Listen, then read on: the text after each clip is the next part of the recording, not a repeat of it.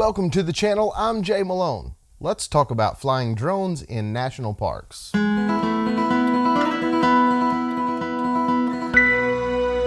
If this is your first time to the channel and you enjoy photography, drones, technology, and other related things, then start off by hitting that subscribe button.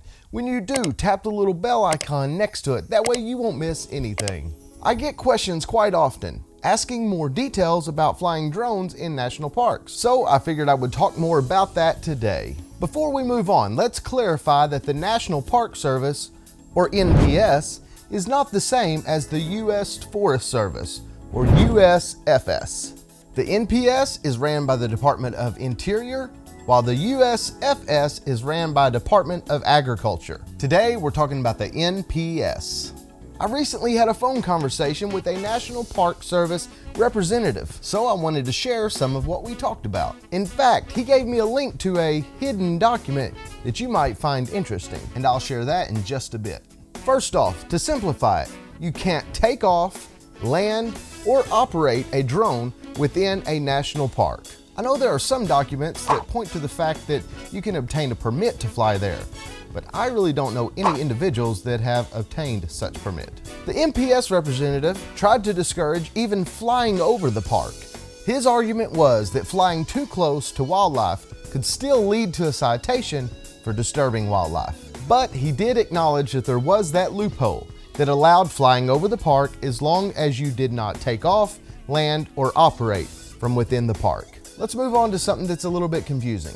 When you're on the nps.gov website, you will see national parks, national monuments, national trails, national preserves, etc. I've had people telling me that only the national parks were off limits.